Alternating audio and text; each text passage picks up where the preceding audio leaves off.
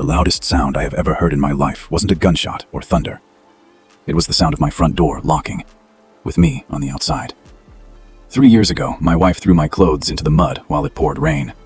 She looked me dead in the eye through the window and mouthed the words, "You are a loser." She left me homeless, shivering in the freezing cold, for a man who drove a Porsche. Yesterday, I bought that house.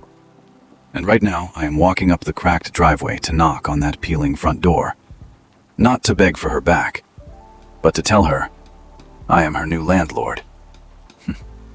And she has absolutely no idea what is about to hit her. Let's rewind to the moment my life shattered. Back then, I was a ghost in my own marriage. I worked double shifts at a dusty warehouse, lifting heavy boxes until my hands bled and my back felt like it was on fire. I did it all for minimum wage, just to keep the heat on. I came home exhausted, smelling of sweat and cardboard, only to be looked at with pure disgust. My wife, Sarah, didn't want a partner who tried hard. She wanted a partner who was already rich. Every night, while she slept comfortably in the bed I paid for, I stayed up until 4 a.m. on a laptop held together by duct tape. I was teaching myself to code. I was building a software platform. I was exhausted. I was starving. But I was building us a future. Sarah, however, didn't care about the future. She only cared about the now. She would scream at me, "Why are we still driving this junk Honda? Mark takes his wife to Italy. You can't even take me to dinner." Mark was her boss, the guy she told me not to worry about. The day it all ended, I came home early to surprise her with flowers I bought with my overtime money. I walked in, and the air shifted. There was a man sitting on my couch, his feet up on my table. Mark. Sarah didn't even flinch. She stood up, looked at my cheap flowers, and sneered. "I'm done waiting, honey," she said cold-heartedly. "Mark is a winner. You're just dead weight. Get out." 10 minutes later, I was standing on the lawn. It was pouring rain. My clothes were soaked. I watched the lights go off in the house I had worked so hard for. That night, I slept in the back seat of my Honda Civic. I remember a police officer tapping on the glass at 3 a.m., shining a flashlight in my face, telling me I couldn't sleep there. That was my rock bottom, being treated like a criminal because I had nowhere to go. I cried until I couldn't breathe. But then the tears stopped, and a cold, hard rage took over. If you are rooting for the underdog to win, hit that like button right now. It helps these stories reach more people who need hope. For the next 700 days, I didn't live. I hunted. My car became my office. I washed my face in gas station bathrooms and shaved in McDonald's mirrors. I ate 99-cent noodles.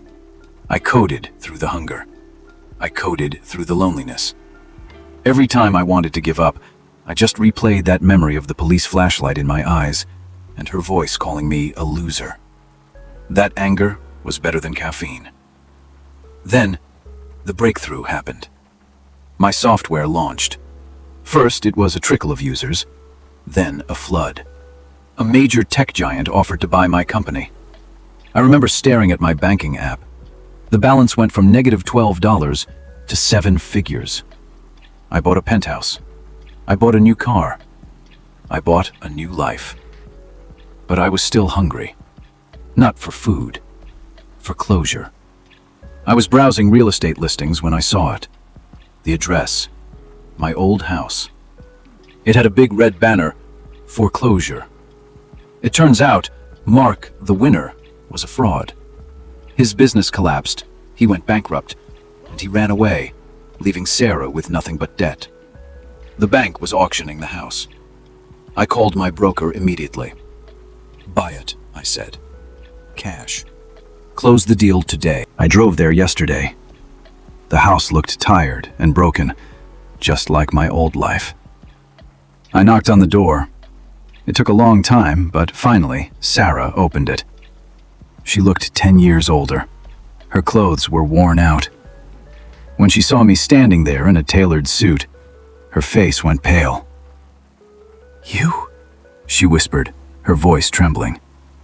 "What are you doing here? If Mark comes back..." "Mark isn't coming back, Sarah. I said, my voice dead calm. And even if he did, he has no right to be here. What do you mean? She asked, confusion spreading across her face. I pulled out the deed from my jacket pocket. The bank foreclosed on the house, Sarah. They sold it. Sold it to who? I smiled, a cold, distant smile. To me.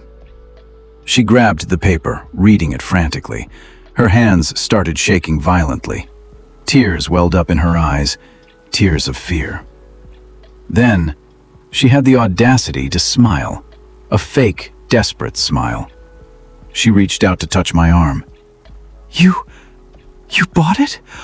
Oh my God, you did this for us? We can start over, right? I made a mistake, but I always loved you. I stepped back, disgusted. I didn't buy this house for us. I bought it as a rental property.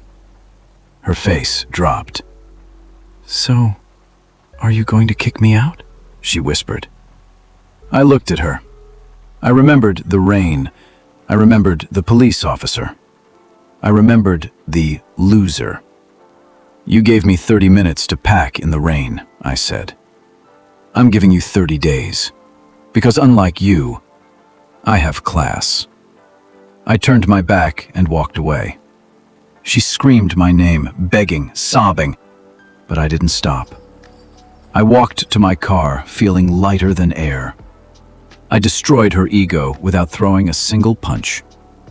Moral of the story: be careful who you step on while you're climbing up.